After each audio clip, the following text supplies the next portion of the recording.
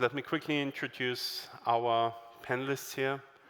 Gianna from Accelera, Roger Esparza, who certainly isn't unknown, from Semidynamics, Professor Xie Tao from Peking University, and of course Yakovos, who is working for Think Silicon, but has been leading our graphics SIG for the last year. Thank you. Thank you. So, thank you. Let's get started. So, we've been talking about RISC-V and AI/ML a lot, and how they've been upending our specification timelines, how they've been affecting our daily work. I mean, I'm going to conferences like RISC-V, like AI Summit now, and not just RISC-V Summit. So I would just like to hear from all of you how this has been affecting your work. I mean, you're practitioners, not of AI necessarily, but of semiconductor engineering and product development, how this has been affecting your own product roadmaps, your daily work. So how has the last year and the AI been for you? Let's maybe just start in the order that I introduced you. So Gianna, I know you're working for a company that is developing AI silicon. Exactly. Yeah, so at Accelera, we develop really customized accelerator for AI. So looking at AI as an application, its use cases, how do the models evolve, how do they look, is basically our daily business to also develop or figure out what should be the next generation architecture, etc.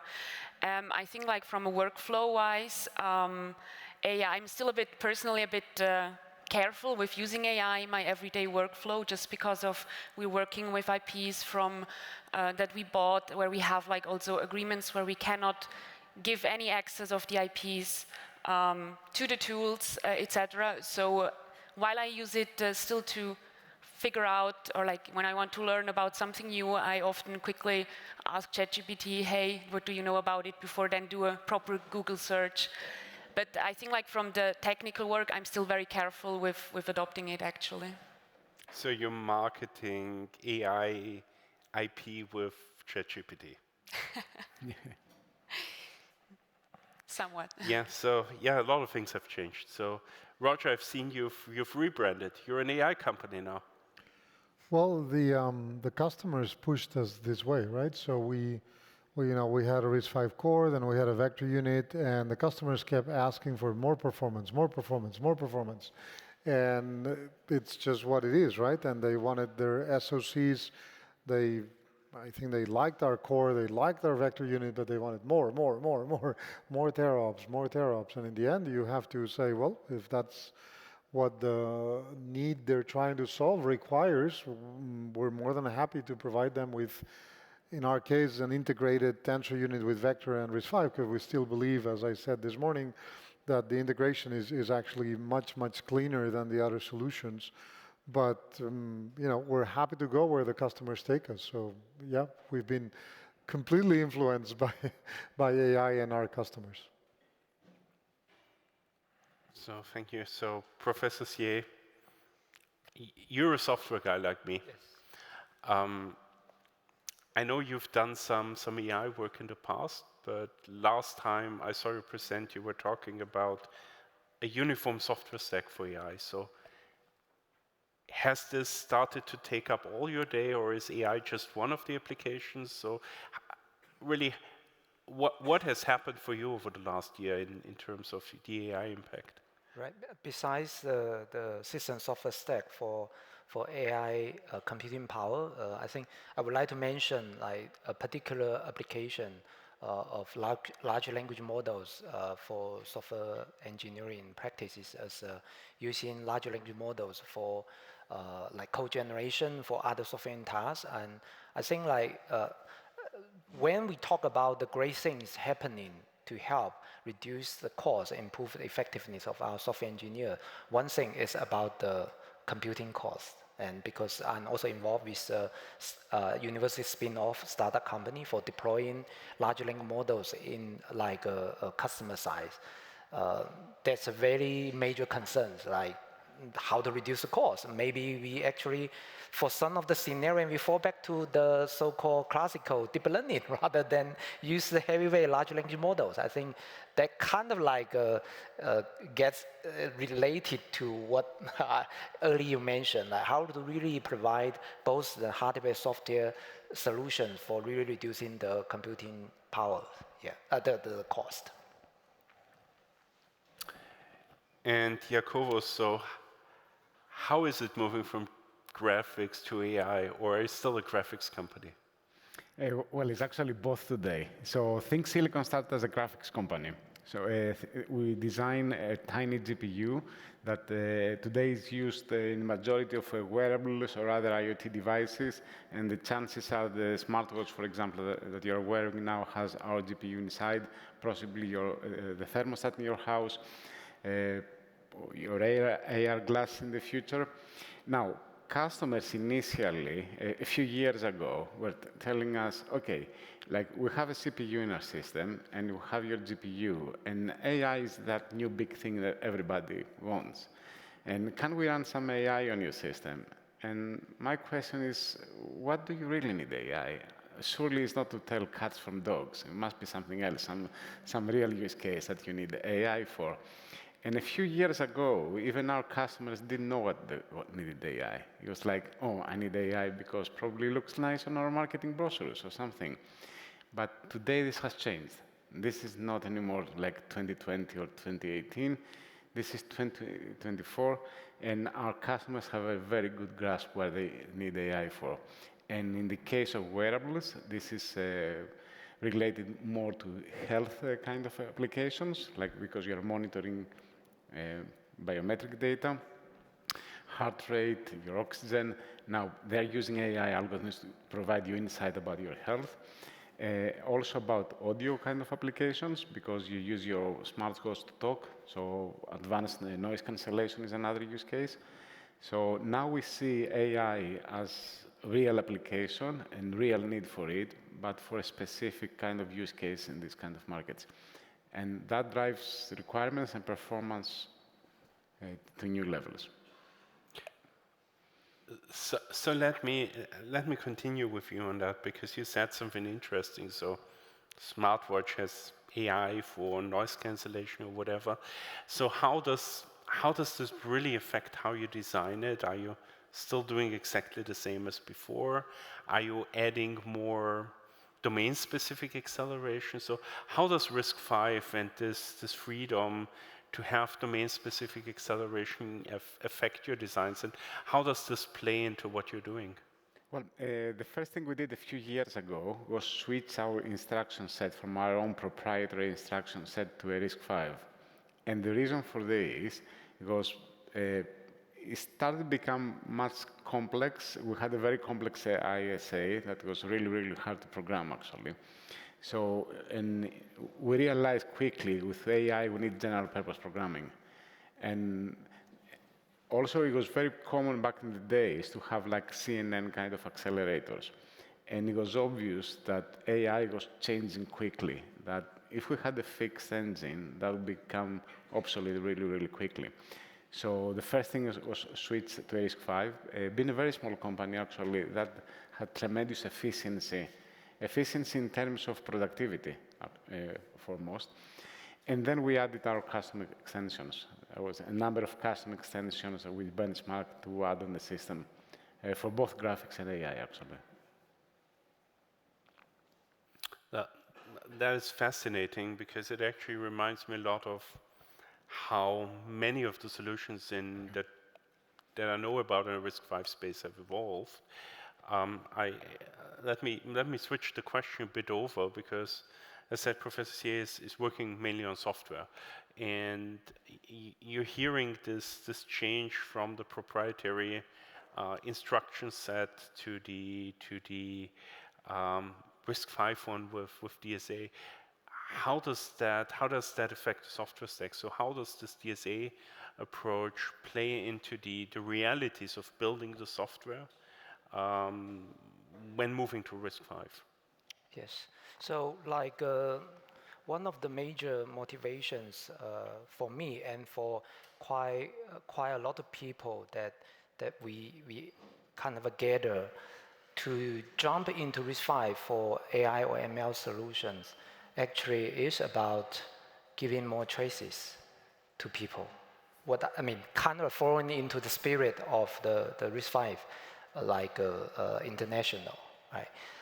What I mean by that is like, as we all know, for different AI chip companies, you basically more or less the existing popular approach to tackle like the software ecosystem or the system like a software stack would be one, being compatible to the CUDA language. Basically, earlier Roger and I also had some discussion like to really address the immediate needs to tackle this ecosystem problem would be being part of it, right?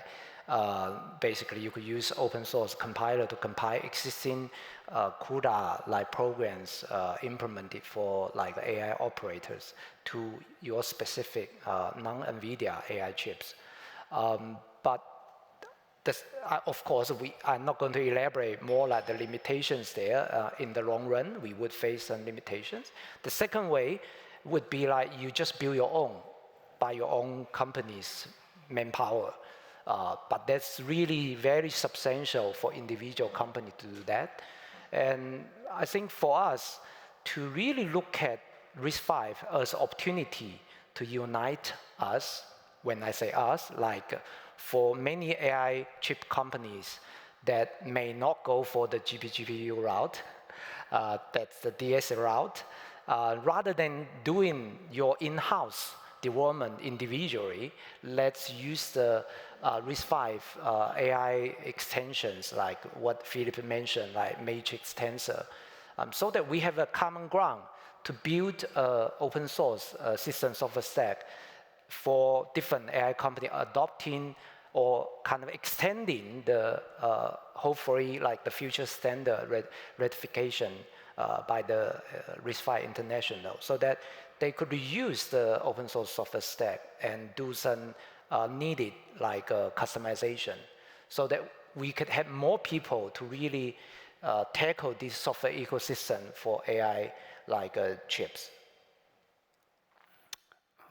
Roger, I'm sorry, I'll have to skip you for a moment because I was just thinking about this. So we had a solution that changed. We're talking about the software for the software landscape. And with Accelera, I know you haven't been doing anything before. So you started with RISC-V and you started with AI.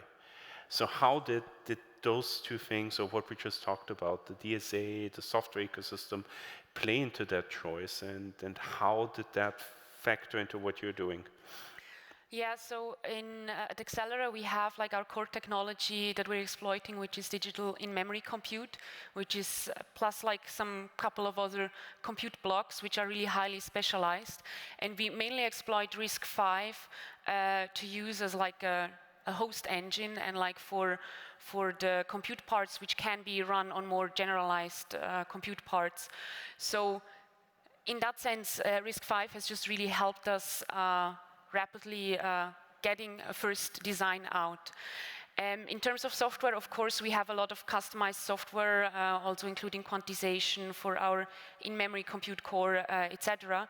However, we have still the RISC-V host, so the software ecosystem is still very, very important. And maybe one note I want to make there as well, as a hardware person, I'm always a bit sad about the fact that you can build the most efficient hardware engine. If there is no software that actually enables the average programmer to properly exploit the benefits of the hardware, be it the performance or the energy efficiency, the hardware is basically useless. So you need to have a proper software stack, a good compiler that can enable the average programmer to exploit your hardware capabilities. You'll have to be careful. If you continue in that vein, I might suddenly just hug you, because this is what I've been telling people for years. So we have basic software enablement, an LED blinks. You have optimized software enablement, and eventually you're aiming for high programmer productivity. But with all of us having cheered RISC-V on and software and DSA, Roger, I'm looking for you now for a sound piece, especially since I know you have a very long history with that topic. I remember Larrabee. So you've heard all of us, youngsters, in that area. Now, what is your take on all of this? RISC-V, DSAs, software, and it all playing together. How far are we even? Are we just selling a dream at the moment, or is this something we can turn on and get the benefits of DSA already? Well, you make me feel old, number one, but number two, no, we're not selling a dream. I mean, first, it's a reality. The room is surprisingly full of people. Thank you. Second, you know, RISC-V is delivering on its promise, right? So it's an open standard, and anyone can add whatever they want. This is a fundamental change from all the other ISAs in the past, right? Other than academic ISAs or toy ISAs or, you know, private ISAs, right? So it's fundamental that we are cooperating, and anyone can invent whatever they want. So that's exactly what we did. We wanted a tensor extension. We thought hard about what we thought was best, and we're definitely open to share it with others. And you know, I think, for example, Andy's and us are doing similar work, and we're more than happy that it's similar. Taking the next step, it is very important that we then standardize this. So multiple companies do different things. We standardize. Why? Because then there are much, much bigger players than any of us in RISC-V. In fact, you add all the RISC-V companies together, and we're nothing compared to Amazon, right? So we need, when we standardize, we enable those software giants to say, oh, good, those guys got their act together. Okay, now there's a standard. Okay, now I'm willing to put my 375 engineers totally overpaid to actually port the software to that standard, right? Until we standardize, they don't do it, right? So it is in our interest to have the open ecosystem, have people invent things, then you bring them together, then you say, that's the, you know, a good enough common approach. Of course, this bit that company A invented is dropped, and this other bit is dropped. Once we standardize, then the big guys come and say, now I can do the software. So I think we're not selling a dream. It's a dream that's happening. We're allowing innovation, and that innovation that crystallizes into a standard that then more people can play to. So I think we're doing quite a good job. But Roger, can I ask a question? Of course. And to make it a little bit more interactive here, I think we're doing a great work with extensions, making modular and everything. However, is that enough? Making ISA extension is enough? Or should we pay more attention now to software that Philip and Jana mentioned before? Because by the end of the day, if we see who is the leading company in AI, I think the differentiation here is really the software ecosystem rather than the technology itself in terms of possibly instruction set or something. So does this mean we need to possibly divert some resources or refocus or rethink our approach towards an ecosystem rather than specific extensions? I mean, I hope what I said didn't sound like, we do the extensions and we're done. I mean, we do the extensions as the foundational brick to enable software. We do hardware to run software. If somebody forgets that, he runs out of business, right? So you do hardware to run software. And in that respect, this is foundational. Sharing the knowledge across companies helps innovate faster than the closed ecosystems. Now, when you say put resources, now we could go into details of, do you mean company A has to put more money into software? I mean, RISE is a good effort that's happening. They're still at the lower layers of the software. I do think when we standardize, we enable players with a lot more money than all of us together to come help, right? So I do think standard is a great way to get money indirectly. And absolutely, all attention should be on software. We want all these AI frameworks running fantastically well on RISC-V. So we're doing this so they can run, right? So I hope I didn't come across as, oh, we're done, we invented an instruction and the problem is done. No, no, no. We're doing it so they can do their magic, right? So you talked for 4 minutes, but all I remember is one sentence. All attention should be on software. And I fully agree. Well, man, I keep talking, but since you quoted me, well, but software needs hardware to run. So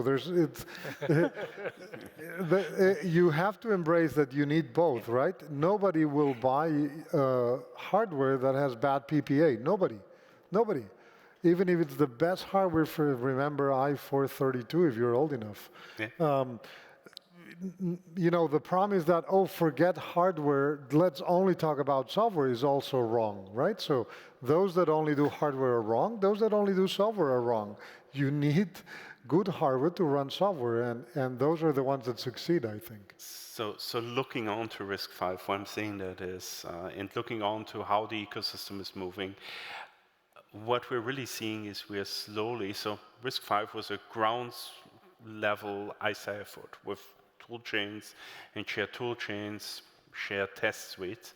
And I'm seeing more and more activity around the ecosystem, moving up, defining higher layer interface points as well, partially in order to allow implementers to provide more innovation on their level. It's easier to innovate on the microarchitecture if that innovation can actually be picked up by the software toolchain, because otherwise we over-standardize. And that's why I said all I hear is software is essential. But before I become one of the panelists and start talking here, I have another question that's really close to my heart. So all of you know I'm a proud European, and Europe is all about preserving the environment nowadays. So I'm Austrian. Our wheat harvest is a full month earlier than traditional. So this Green New Deal is a huge deal in Europe. So we've been talking about software. That might not help us with this. We've been talking a lot about hardware, DSA, switching the instruction sets. How much of an impact can we as RISC-V and our approach with DSA collaboration have on bringing down the power consumption on AI? I'd like to have a good starting point. So Roger, since you are already in full swing, maybe you want to start? Oh, wow.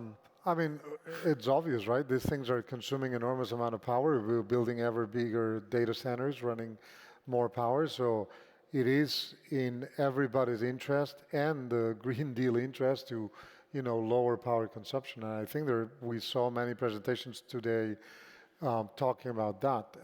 It's a part of the stack, right? The silicon is important. Don't forget everything else. There's a package, then there's connectivity between chips, there's cooling, there's fans, there's liquid moving. The whole stack needs optimization. And obviously it could happen that the software guys invent something soon that changes the way we do hardware, and they also can help in changing what the hardware does. But it seems we're on a path to ever increasing compute demand, so we better make sure that we keep power at least flat would be ideal, but lowering would be even better. Well, I think a big part of that is going to be how the number of inference operations and the computation is going to increase. It's a bit like we're feeding the addiction with ever faster machines. But what I'm hearing is you're hoping to just keep it flat by, so if we don't stand still, we have a chance of flattening the curve. But on the other hand, so I don't know, Professor Sie, Yakovos, you're building low power solutions for AI. You said you're deploying LLMs in production.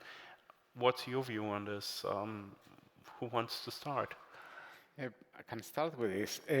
Well, if we want to argue that RISC-V really reduces greenhouse effects, that's a very hard argument to make. I'll be honest. But we can indirectly say a few things. That if in your slides you mentioned that 98% of the work is standard RISC-V, and then 2% is our customization, is our secret sauce, our value proposition. If we spend more time on that 2%, that means we probably will spend more time optimize our design rather than reinventing the wheel. And that will probably indirectly lead to better designs, lower power designs. Again, the efficiency we can get, the productivity kind of efficiency. If we can get the same kind of design with probably a third of the people or a quarter of the people, that probably is greener in a way, if it's more productive. So I think that makes more sense to me than arguing that RISC-V is inherently greener per se. That indirectly the business model really behind RISC-V enables higher efficiency. Thank you. That's that actually gets me thinking, because I entered into this. This was a bit of a loaded question. Entered into this because one competing architecture is making the point it is the green choice for AI, and I've been wondering how much can an ISA contribute to green AI. But what you're saying is that RISC-V and the business model we have might actually be a chance to help us flatten the curve, because we can spend more time on PPA. And similar. So from the viewpoint of a practitioner, Dr. Sie, so you've been putting out large language models. I can't use the abbreviation. You've been putting large language models into actual production. So how has that been going? Is that happening on RISC-V, and what is your carbon footprint?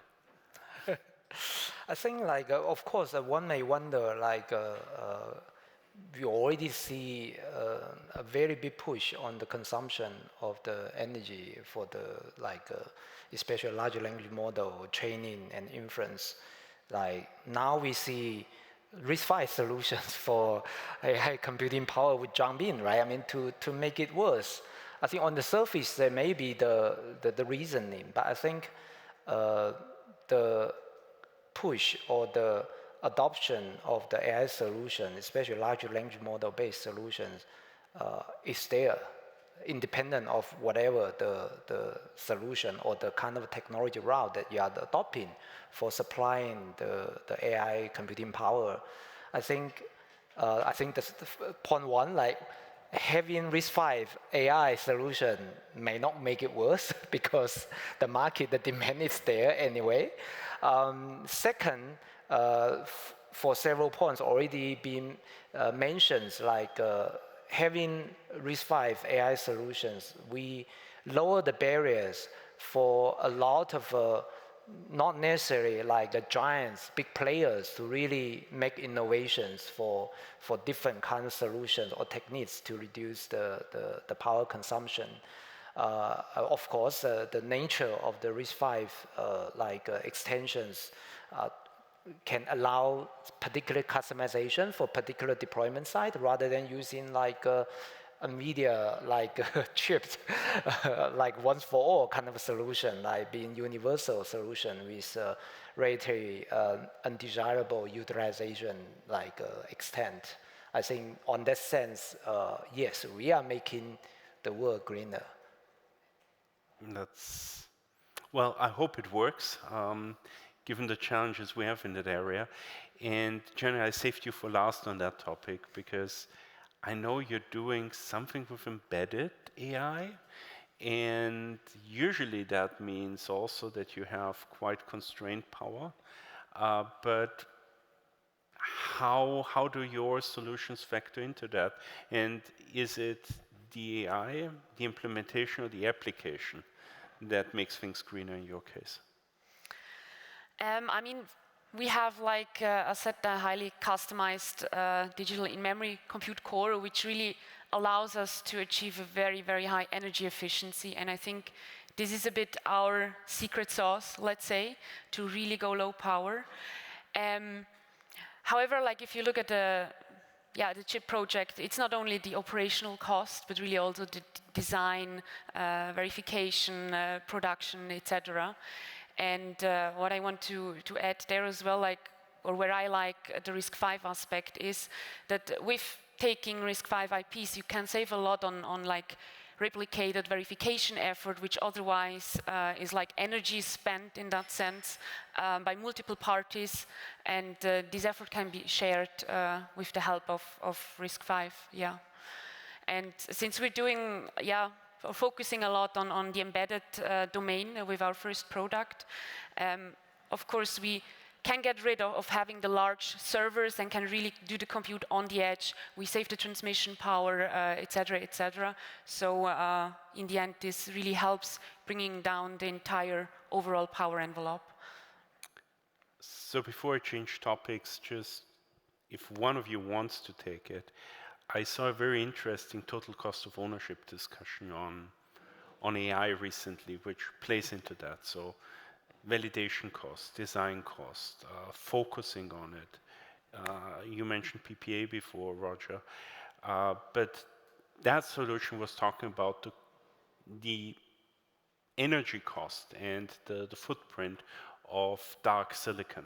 So you're having the solution, you're having the accelerator, and it gets turned on just in a few cases. It's not fully integrated, so a large part of your chip is given to an AI function that barely ever gets used. So any input on that from chip designers, from practitioners? Roger, I think your solution is trying to avoid that. I mean, there's nothing inherently wrong with dark silicon. If used properly, it could help in the energy problem you said. It's a complicated equation. The people that do silicon, and we're an IP company, but there are many in the room doing silicon, they know that sometimes, you know, depending on your package, the package could be as expensive as the silicon. Sometimes in certain areas, that's not universally true. There's certainly very low-cost packages, but as you move up, the package goes very expensive. So, you know, when your package goes up, suddenly dark silicon starts to make sense. And if dark silicon can be turned on momentarily and is really power efficient to do a certain job, definitely it's a good thing. So I don't think it's a bad thing. What I, trying to, you ask what we're trying to do is, what we want is that when you turn on silicon, it's used. Because if you turn it on and you're getting 10% performance out of it, you're leaking while it's on. So when it's on, you better be at 80, 90% efficiency. Now, turning it off is perfectly fine. Now, there's also that equation about when you turn off things, there's a power of turning off and turning up where not everyone's aware of. And so it has to be carefully done so that you don't do it too often. But yes, when it's on, you should be efficient. But dark silicon is an okay answer to some problems. But you mentioned it should be used efficiently, so that's a software problem. Yep. So I'll spare that investigation from all of you. Let's take this into an entirely different direction because it's getting late, especially late for the guests from China, and wake up the audience a bit. I'll take the questioning into an entirely different direction. Don't worry, it's not getting too personal. All of us are from two geographies here on stage today.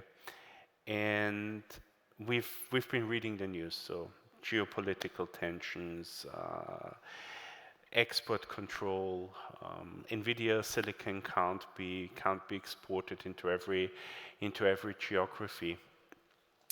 And at the same time, I hear RISC-V being an open standard. open access, and I think we all agree that AI is a critical plumbing of the internet, basically. It's going to be in all parts of industries, in all parts of the economy. So how do you feel about RISC-V being this force for good, about democratizing access to it, making sure that the AI standards are developed globally, and we have this communication going. So I just really like to hear an opinion, because this is something that comes up in the media, this comes up in discussions, and I think it's a personal opinion on how you stand there. And maybe let's start with you, Professor Xie, because you're probably living through it if you're trying to deploy large language models, because in your geography, the latest NVIDIA silicon won't be available. Right. So indeed, like it's a tough situation, but I think RISC-V gives opportunity for all different countries and regions to contribute with their talents and their efforts, right, to make the technologies or the world better, right? So I think that's a good opportunity, and I think like some medias may perceive or have the narrative, like saying that it's just the taking, but actually it's open, like a standard, or including like sometimes open source IPs and open source software stacks, like with contribution from around the world, right, contributing back. I think that's actually that's a reality. That's an ongoing healthy situation for different countries, right, including China. I think as an open community, we really need to really work together to counteract some of the incorrect or inaccurate narrative about the situation, to more like quoting like the sentence, the world is flat, right? I mean, we under RISC-V, I mean, the world is flatter, but I think our goal, common goal, is to make the world better with technological innovations, and we really need to make every effort to accomplish that. Oh, I fully agree. So sharing of information is just critical. And since you were going back to the old days when we thought the world is flat, I was thinking of Marco Polo. Gianna is an Italian name. So what's your view on all of this? Well, I think it's great that RISC-V offers this opportunity to new players to level up with the big players such as NVIDIA. And like one aspect which I personally also really enjoy is that it makes the education of the next generation workforce easier by having RISC-V as an open standard, by having open source cores out there, open source software, because it makes it accessible really to the entire world, where maybe also not all education opportunities are available, to really help grow the workforce, which is at the moment also very much needed with the entire AI revolution, let's say. So that's an aspect which I personally really enjoy about RISC-V. Yeah, the aspect of training new engineers is critical. Roger, you're working in Barcelona. It's a hub. Everybody's there. Does RISC-V change that equation there? So having the talent pool, bringing in talent, having more of an international exchange? I mean, at our company, we have tons of people that are not from Barcelona. So yes, the talent, I firmly believe talent is uniformly distributed across the globe. So you have talent everywhere. And we try to get all the talent we can, right?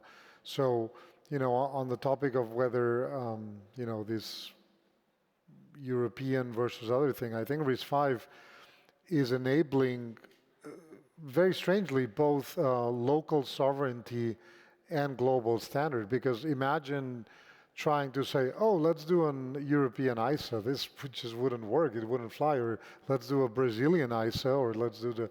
It just wouldn't work, right? So by sharing resources, RISC-V is effectively sharing resources. We've said it many times in the panel. There's stuff that you don't have to redo, and you can focus on the little bits that you're an expert on. So I think that the geopolitical tensions are bad, and they're not going to succeed in stopping the information sharing. It's just information flies too fast, and tensions are not good, period. But yeah, despite the tensions, information will continue flowing. So I think RISC-V is an example of how no matter what they say, sharing is going to continue to happen. And it's securing our access to information. And as Professor Sia said, it's a two-way street. So things are coming back. And yes, a European attempt to define an ISA would look interesting. I'd look forward to that one instruction that's only specified in Greek. So. Well, I don't think it would be a problem. It's just that the size of the market is too small. Even Europe, which is a very big market, is too small to sustain a local ISA. You need to share across more than Europe. So no one geography, not even China, as big as it is, could sustain, I think, an individual ISA. So, the RISC-V really is a good thing. I mean, in other ways, ARM and x86 are universal ISAs, or have been until we replace them, right? So they have been universal, and that's why the economics make sense. Yeah. Every time you have a new ISA, you're just duplicating effort.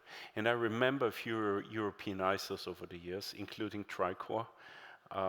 There's also a couple in China, if I remember, like Longzone. So a lot of duplication that has happened. And if we try to focus on AI innovation, we probably want to save the energy to innovate on AI than recreating the ISA from scratch all the time. Let's finish up with you, Jacobus, before I see if we have some time for questions from the audience.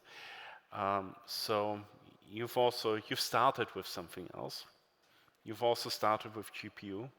So you've moved to RISC-V. You're seeing this access.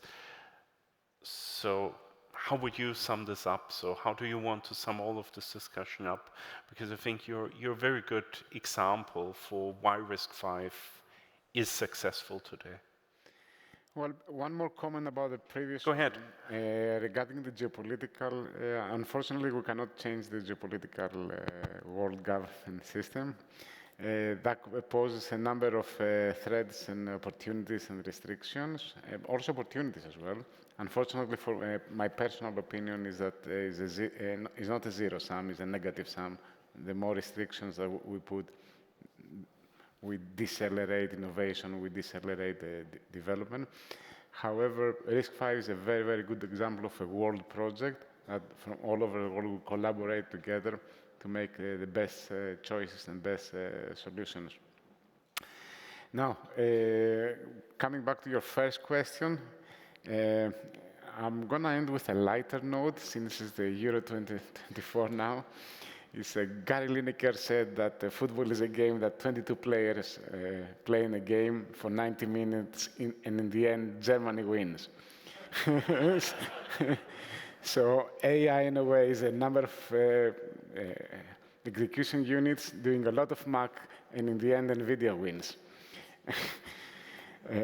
We need to change this, and I think we have a great challenge and opportunity to change this. And we need to change this with a lot of harder work. I think the matrix extensions, both integrated, are very good direction. But I'm going to stress again about the importance of the software ecosystem. And one of the reasons that NVIDIA wins is the completeness of the software ecosystem, and we need to work on this. And similarly on graphics, we need a similar, like Vulkan to RISC-V kind of enabling platform. And that would be a game changer. Yeah. both in AI and for graphics. So on RISC-V, I really see the chance that GPU, GPU, and all the other technologies merge and are just coming out of one big pool in order to change that. And on NVIDIA and football, I do have one hope, and that's that we catch them offside. So I've seen you've already prepared the microphones. So if we have questions to our panel, please flag down the microphone, and we have, I think, 15 minutes? Yeah, 15 minutes. So that's probably 2 questions if you have them. You can also address them directly to any of the panelists if you want to.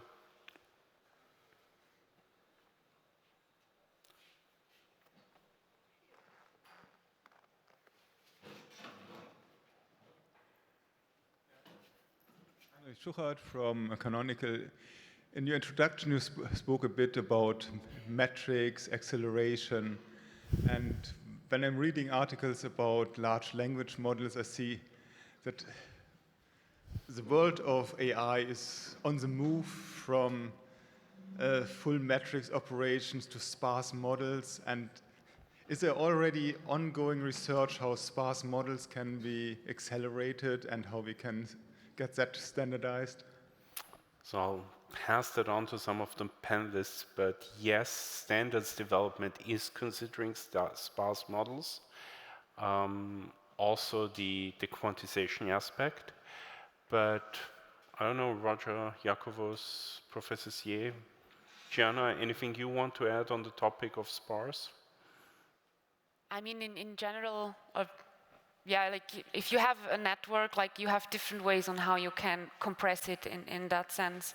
One way is definitely like make the model itself more efficient. One way is going for quantization. One way is sparsity. So in the end, they're all compression.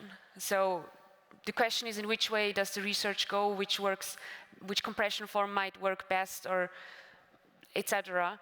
So yeah, while sparsity is definitely a highly important topic, I'm not sure whether it's like very difficult to create a software ecosystem that can like really exploit custom extensions of sparsity. And there are different types of sparsity. I mean, in the HPC domain, there is more stencils, iterative solvers that can exploit sparsity. And for AI, it's more, let's say, structured or unstructured sparsity. And but I think in the end, it's about compression. And I'm not sure whether sparsity is the easiest way of compression which we can go for. And to add on to that, yes, it's primarily a software problem. So I recently looked at the software ecosystem on that aspect and what NVIDIA does. And even there, most of the stacks don't really support the sparsity extensions, but make do with the regular models as well as they can do, or maybe compress them a bit. So I think RISC-V is going to be a fast follower on that, and won't try to be a leader because, again, the field is evolving quickly, and sparsity might not be what we see it to be today in 2 or 3 years.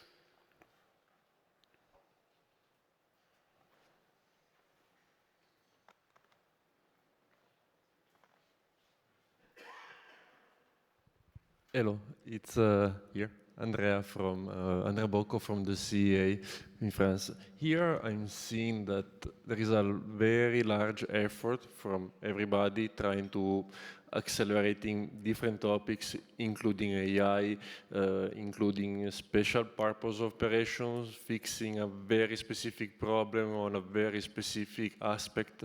How can a committee like RISC-V deciding to do the equivalent of the new extension for RISC-V dedicated for AI can decide, okay, we take this new instruction in the extension because this work is good under a given, I don't know, data or results, and we don't take this other new extension or new instruction that this paper provided, because according to these reports, these points is not good enough for us. I mean, how can I try to rephrase myself? How can you, RISC-V, can decide to choose which new instruction to add in the given extension for the future AI extension of RISC-V is good or not? So I'll try to answer that from the standards perspective. And Professor C, if you could then, I know you're also working in standardization, could add on to that. And then let's give our practitioners here a chance to criticize us for that, because I'm pretty sure the people building the chips have a different view. So what RISC-V in terms of process does is quite straightforward. You have to have a real world case. This has to be interesting for more than one company. So there's no point in standardizing it if there's one research group that wants it or one company that wants it, but it has to have a broad ecosystem impact. And if you want it in the standard, you have to show good use for it. In other words, is there a real world application? Does it speed something up? And then withstand an onslaught of discussion in the committee work, where people say, well, why don't we do it differently? So it's a typical design process that is more or less characterized by critical design review and some quantitative data to show why and that it's useful. And with that, Professor Xie, you're also in standardization on the Chinese side. Yes. You're guiding a lot of people, and you're also having a research group. I believe you're having a similar method of coming to a consensus.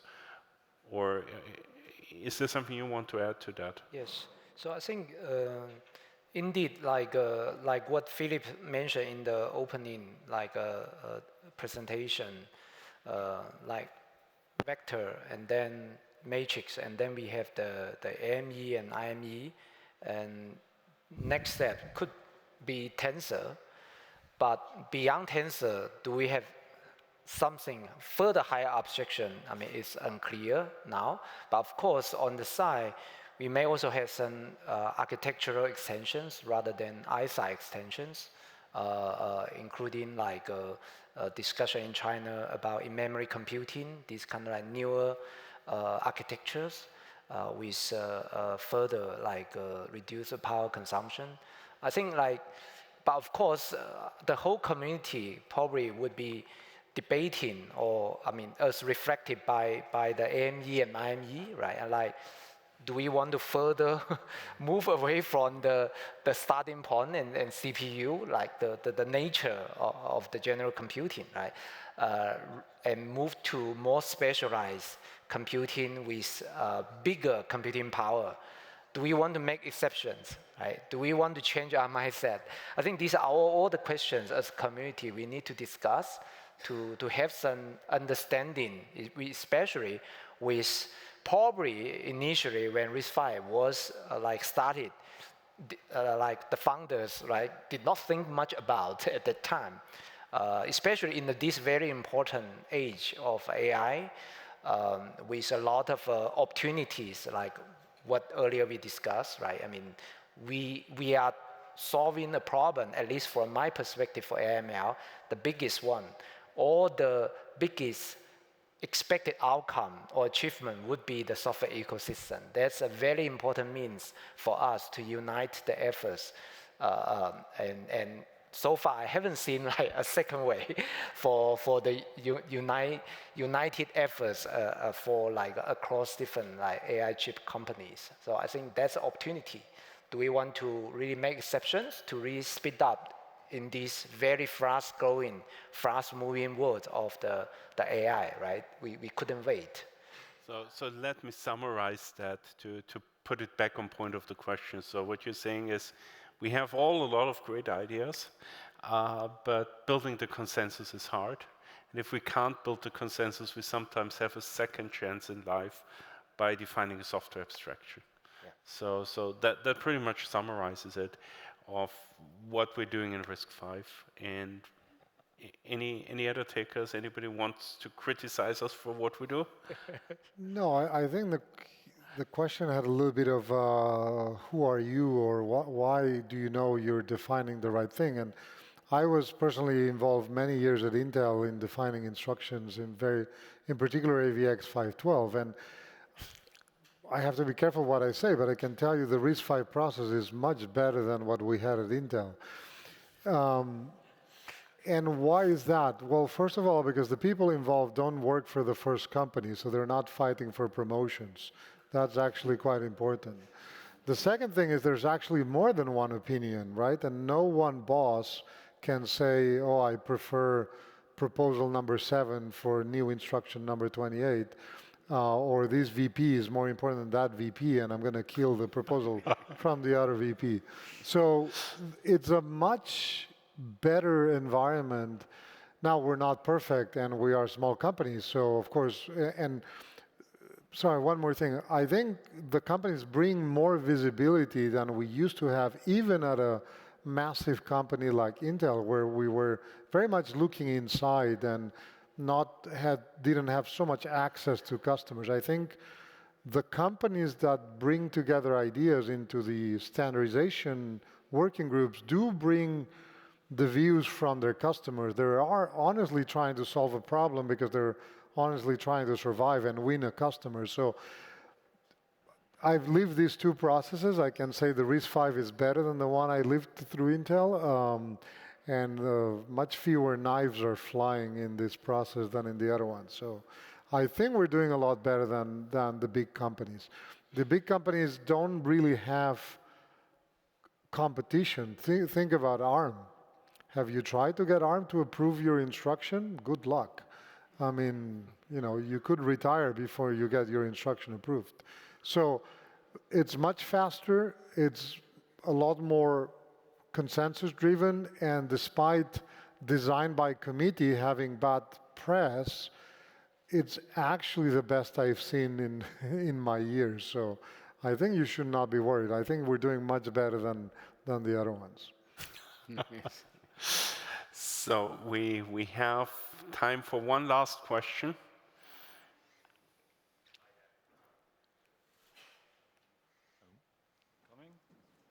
So now? Oh, there we are. Hi there, I'm Jake Wright from the Institute of Security and Global Affairs at Leiden University in the Netherlands. I'm sure you could tell by the institute name that I'm going to have to bring it back to geopolitics, if that's okay. Thank you, double thumbs up, very nice. So just returning to the lovely points that were made, while yes, the ISA is open, and that's wonderful, of course, there are unfortunately still plenty of areas that the US government and specifically the Commerce Department could still intervene to make the development and purchasing of RISC-V products very difficult and indeed very wasteful of resources.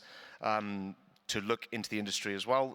ASML, for example, has had to silo its Chinese national workers and preventing them from interacting with its EUV technology at all. Of course, that's an absolute tragedy for open science and research, but very similar things could occur in companies that are developing RISC-V products. And why that is because the prohibitions that the US government, and again, mainly the Commerce Department, enjoys putting in place are extraterritorial and often intentionally ambiguous, both in wording and in reasoning. We've seen press conferences, very open press conferences related to the banning of NVIDIA products, selling them to the People's Republic of China, as well as ASML as of late. But the majority of these guidelines are unclear, very ambiguous, and the companies themselves are the ones doing the de-risking.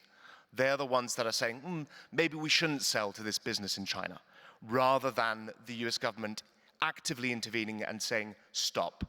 So my question for the panelists, I'm sorry for that very long elaboration, would be, what are some of the plans that you might have put in place to get into governmental affairs more actively?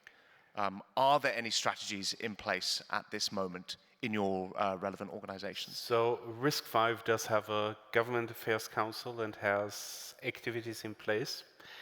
I will find you during the cocktails and connect you to some of the right people, because I'll have to introduce you to some of the staff and to our chairman of the board.